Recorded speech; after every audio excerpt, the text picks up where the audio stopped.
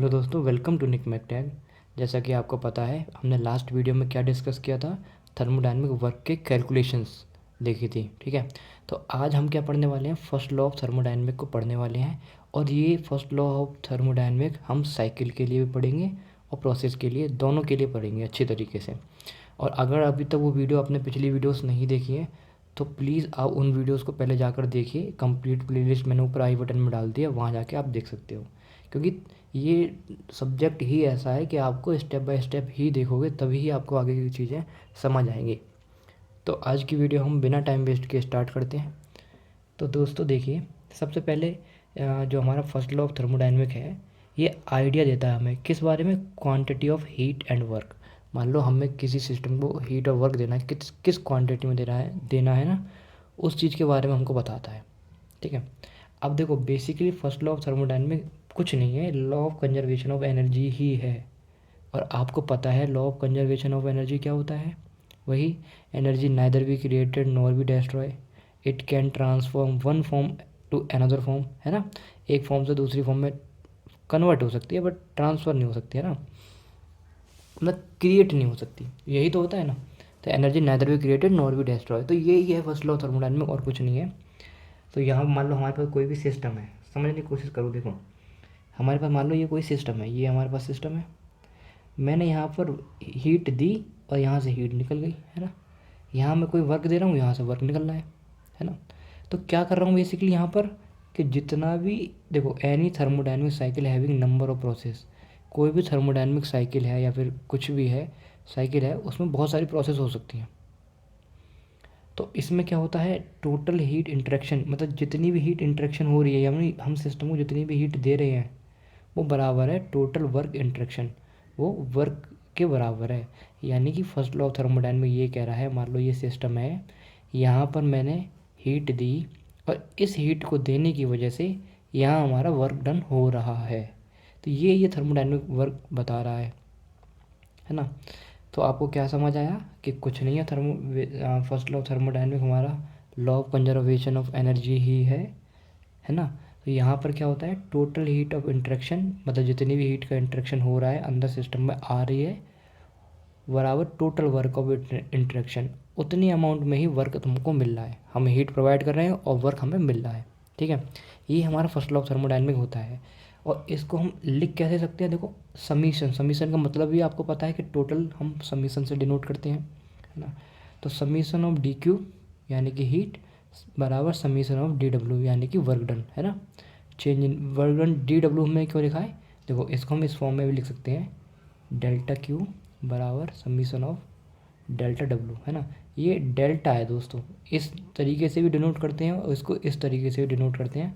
आपको कंफ्यूज नहीं होना है, ये मैं पहले भी बता चुका हूँ आपको। तो देखिए सबसे पहले हम साइकिल के लिए देखते हैं, first law of thermodynamic cycle के लिए क्या होता है। तो जैसा कि मैंने आपको बताया, ये थर्मोडायनेमिक हमारी साइकिल ही तो थी। अब इसमें क्या था कि यही मैंने इंटीग्रेशन का साइन लगा दिया, तो साइकिलिक इंटीग्रल भी बोलते हैं इसको, है ना। तो इसीलिए साइकिल इंटीग्रेशन का साइन लगाया और एक साइकिल शो कर दी जीरो से, है ना। तो ये डी डब्ल्यू बराबर डेल क्यू, है ना। देखो इसको इस तरीके से भी लिख सकते हैं, कैसे लिखते हैं, साइकिल इंटीग्रल, है ना, डी डब्ल्यू बराबर डेल डेल क्यू, है ना।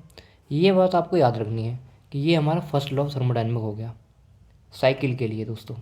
अच्छा देखो इसमें आपको याद क्या रखना है, आपको देखो ये तो पता ही होगा साइन कन्वेंशन, मैंने आपको पिछली वीडियो में और भी वीडियो में बताया है साइन कन्वेंशन क्या होता है। ये ज़रूर आपको पता होना चाहिए कि वर्क के लिए साइन कन्वेंशन क्या होता है और हीट के लिए साइन कन्वेंशन क्या होता है, क्या लेते हैं हम लोग, है ना। चलो मैं न्यूमेरिकल भी एक छोटा सा एग्जांपल से आपको सॉल्व करके दिखाता हूँ।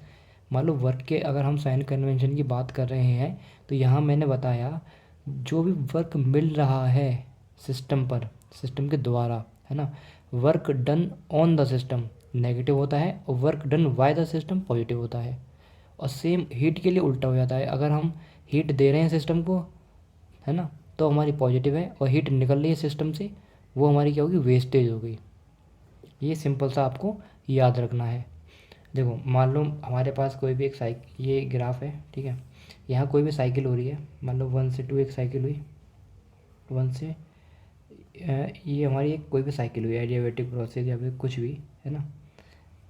ये 1 2 3 4, ये हमारे पास कोई साइकिल हुई। अब यहाँ पर मान लो हीट जा रही है Q12, हीट इसको हम दे रहे हैं सिस्टम को, और यहाँ से हीट हमारी निकल रही है सिस्टम से, तो 3 और 4 हो गया। और यहाँ पर मान लो W23 है, और यहाँ क्या है W41, ये हमारे पास है कुछ इस तरीके से। तो आपको क्या पता चल रहा है, यहाँ देखो Q12 हमारी हीट क्या सप्लाई हो रही है, हम इसको सिस्टम को दे रहे हैं, तो हम इसको क्या लेंगे पॉजिटिव। देखो हीट ले रहे हैं ना, Q सिस्टम को दे रहे हैं हम लोग, तो क्या है पॉजिटिव है, मैंने पॉजिटिव Q12 ले लिया। अब ये सिस्टम से हीट रिजेक्ट हो रही है, निकल रही है, तो इसको क्या लूँगा नेगेटिव ले लिया मैंने, ठीक है। अब इसी तरीके से दोस्तों यहाँ देखो वर्क के केस में क्या है, सिस्टम को जो हीट वर्क दे रहे हैं हम वो नेगेटिव लेंगे, तो सिस्टम को वर्क हम क्या दे रहे हैं, यही तो दे रहे हैं 41, तो यहाँ से माइनस का W41 हो गया। अब रिजेक्ट क्या हो रही है वर्क, ये W23, तो इसको हम पॉजिटिव लेंगे। तो इस तरीके से साइन कन्वेंशन हम यूज़ करते हैं, अप्लाई करते हैं। अगर मैं इस साइकिल के लिए फर्स्ट लॉ ऑफ थर्मोडायनामिक मैंने लगाया तो इस तरीके से लगाऊंगा। तो ये सिंपल सी बात आपको याद रखना है।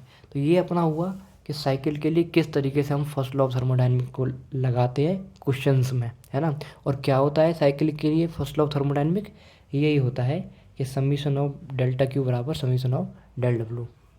सिंपल है, बहुत आसानी से आपको समझ आ गया होगा।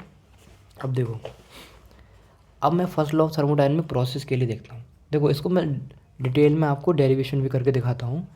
देखो मैंने यहाँ पर कोई ग्राफ बनाया, मान लो कोई भी ग्राफ है हमारा, यहाँ देखो साइकिल हो रही है, मान लो ये एक साइकिल यहाँ से 1 से स्टार्ट हुई और ये 2 है, तो 1A2 से स्टार्ट हुई और 2B1 पर वापस आ गई, ठीक है। मैंने क्या बोला कि 1A2 से 1 से 2 कोई साइकिल हुई, तो कैसे गई 1A2 से गई, अब वापस कैसे आ गई 2B1 से, मतलब 1 से 2 साइकिल गई, 1 पर ही लौट कर आ गई। ये एक हमारी साइकिल हो गई। तो साइकिल 1 के केस में मैंने क्या लिखा 1A2B1, तो 1A2B1 मैंने लिख लिया, ठीक है। अब इसमें वही मैं क्या लगाऊंगा कि फर्स्ट लॉ ऑफ थर्मोडायनेमिक कि डेल्टा क्यू बराबर समीशन ऑफ डेल्टा डब्लू। अब लगा लो, देखो यहाँ आप क्या लिखोगे, देखो 1A2 है तो वही डेल्टा क्यू क्या होगा, ये क्यू के रेस्पॉन्स में हमें लिखना है, तो डेल्टा क्यू क्या होगा 1A2 हो गया हमारा। अब ऐसे ही देखो डेल्टा क्यू 2V1 हमने डेल्टा 2 लगा लिया।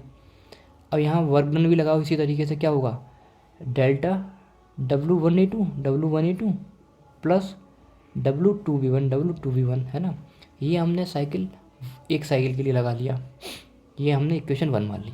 सपोज डैट, अब से साइकिल 2 देखिए दोस्तों, सपोज डैट मैंने 1A2 से तो गया मैं, लेकिन वापस मैं इस रास्ते से आ गया 2C1 से वापस आया, है ना। मैं समझाने की क्या कोशिश कर रहा हूँ वो देखिए आप, कि मैं 1A2 से गया और 2C1 से वापस आ गया लौट कर, तो ये साइकिल दूसरी होगी 1A2C1। अब इसमें फर्स्ट लॉ ऑफ थर्मोडायनेमिक लगाओ। फर्स्ट लॉ ऑफ थर्मोडायनेमिक क्या होता है, समीशन ऑफ डेल्टा क्यू बराबर समीशन ऑफ डेल्टा डब्लू। अब डेल्टा क्यू क्या होगा, वही डेल्टा डब्लू क्यू क्या होगा 1A2 हो गया अपना, प्लस क्या हुआ Q2C1, ठीक है। ऐसे डब्लू क्या होगा, वही W1A2, ऐसे W2C1, इसके लिए लगा लिया। तो सिंपल हमने 1 और 2 के लिए इक्वेशन हो गई हमारी। अब हमें क्या करना है दोस्तों, माइनस कर देना है, सब्ट्रैक्ट इक्वेशन 1 एंड 2। अब सब्ट्रैक्ट करो, देखो किस तरीके से सब्ट्रैक्ट करोगे। मान लो मैंने ये हमारी फर्स्ट इक्वेशन है, ये मैंने यहाँ लिख ली, ऐसे सेकेंड इक्वेशन मैंने यहाँ लिख ली। अब देखो सब्ट्रैक्ट करो, देखो Q12 ये कट गया आपस में, क्योंकि साइन माइनस का आ गया, इधर नेगेटिव हो जाएगा, यहाँ नेगेटिव सब्ट्रैक्ट ही तो करें हम लोग। देखो 2B1 है 2C1 है, ये नहीं कटेगा अपना। W1A2 ये आपस में कट गए, कैंसिल हो गए, यहाँ ये रह गए, जो रह गया वो मैंने यहाँ लिख लिया। देखो Q2V1 अब Q2C1 माइनस Q2C1, इसी तरीके से W2V1 माइनस W2C1, ये मैंने लिख लिया। अब इसको कुछ अरेंज कर लिया मैंने, देखो यहाँ 2V1 है, यहाँ भी देखो 2V1 है, तो मैंने दोनों को एक साइड ले आया, WQ2V1 और W2V1, मैंने यहाँ पर 2V1 कॉमन ले लिया, तो delta Q minus delta W लिख लिया। इसी तरीके से मैंने इसको इस तरीके से लिख लिया, है ना। यहाँ 2C1 है, यहाँ भी 2C1 है, तो इस 2C1 को मैं उस साइड ले गया, तो डेल्टा क्यू और डेल्टा डब्ल्यू ये हो गया। तो यहाँ से आपको क्या समझ आ रहा है कि जो भी चेंज हो रहा है हीट और वर्क के बीच में, जो भी चेंज हो रहा है हमारा, तो देखो 2v1 और 2c1, 2v1 और 2c1 पर दोनों निकल कर आ रहे हैं। मतलब इसका मतलब ये हुआ, ये हमारा पाथ पे डिपेंड नहीं कर रहा। चाहे हम देखो यहाँ से साइकिल स्टार्ट हुई थी 1a2 से हमारी साइकिल स्टार्ट हुई थी और 2b1 लौट कर 1 पर ही आई, है ना। क्या 1a2 से हमारी साइकिल स्टार्ट हुई थी, लौट कर 2b1 1 पर ही लौट कर आई। अब 1a2 से ही साइकिल स्टार्ट हुई थी और 2c1 1 पर ही लौट कर आई। यहाँ आप साफ साफ देख सकते हो ये पाथ पर डिपेंड नहीं कर रहा, इसीलिए ये क्या है, पॉइंट फंक्शन है। फर्स्ट लॉ ऑफ थर्मोडायनामिक्स क्या है, पॉइंट फंक्शन है। ये सिंपल आपको याद रखना है। अगर मैं इसके कंक्लूज़न की बात करूँ दोस्तों, तो कंक्लूज़न में आप याद रखना है कि heat and work our path function. जो मैंने आपको पहले बताया था, हीट और वर्क क्या अपना पाथ फंक्शन होते हैं, क्योंकि मैंने देखो वहाँ पे आपको डायग्राम से बताया था हीट और वर्क में अच्छी तरीके से। जो भी हम प्रोसेस लेते थे तो इस शेड को लेते थे हम लोग, और यहाँ से कोई वापस आते थे फिर इसको लेते थे। तो ये मैंने आपको वहाँ पर ग्राफ में अच्छी तरीके से बताया था क्यों ये पाथ फंक्शन होते हैं। For any process delta Q change in, है ना, delta Q minus delta W is a point function. किसी भी प्रोसेस के लिए ये जो हमारा है चेंज, ये तो दिख रहा है बेसिकली ये क्या है, पॉइंट फंक्शन होता है। इट मीन्स डेल्टा क्यू और delta W is a thermodynamic property of the system. तो ये क्या है, थर्मोडायनेमिक प्रॉपर्टी है, इसका मतलब ये है। अब थर्मोडायनेमिक प्रॉपर्टी कौन सी है, देखो always change in property. Thermodynamic property नहीं बोलते, चेंज बोलते हैं प्रॉपर्टी का। मान लो सपोज दैट हमें हीट दे रखी है क्यू, डब्ल्यू दे रखा है 90, तो हमारी चेंज कितना निकल के आ गया 10। तो ये बात आपको याद रखनी है, जो delta Q minus delta W है, ये चेंज इन प्रॉपर्टी है। इतना आपको याद रखना है अभी तक। देखो बेसिकली अब मैं थोड़ा सा और आगे आपको डिटेल में बताता हूँ। इम्पोर्टेंट बात आपको क्या याद रखनी है, जो हीट और वर्क था अपना पाथ फंक्शन था, but their difference is a point function. और उनका जो डिफरेंस निकल के आ रहा है, क्योंकि देखो हीट हमारा क्यू है और वर्क यही तो है, लेकिन ये पाथ फंक्शन होते हैं। ये बात याद रखना आपको, हीट और वर्क पाथ फंक्शन होते हैं बेसिकली अपने, बट जब हम इसका डिफरेंस देखते हैं ये पॉइंट फंक्शन होता है। इतनी सी बात आपको कंक्लूजन में याद रखनी है, क्वेश्चन में यही पूछते हैं।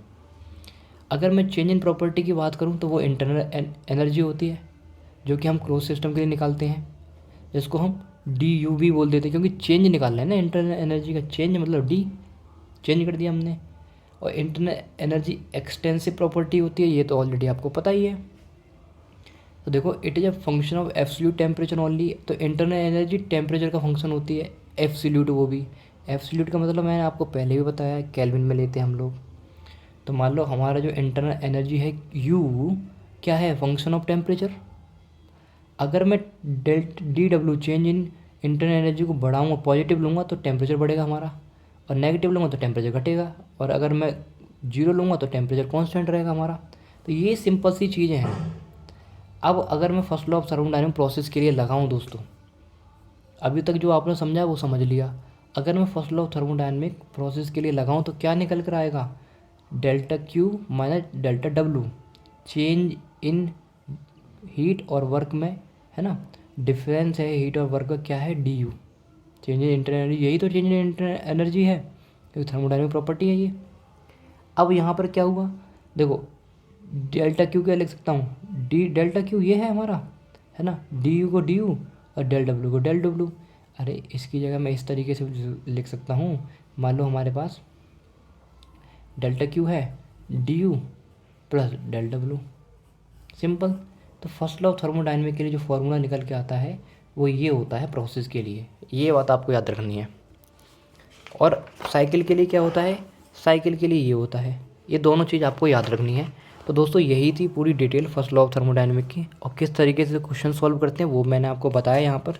साइन कन्वेंशन का याद रख के इस तरीके से न्यूमेरिकल सॉल्व करते हैं, और आगे आने वाली वीडियो में मैं आपको न्यूमेरिकल सॉल्व करके भी दिखाऊंगा। तो अगर आपको ये वीडियो पसंद आई हो या फिर हेल्पफुल लगी हो तो अपने दोस्तों के साथ शेयर ज़रूर करें और इस वीडियो को लाइक करें।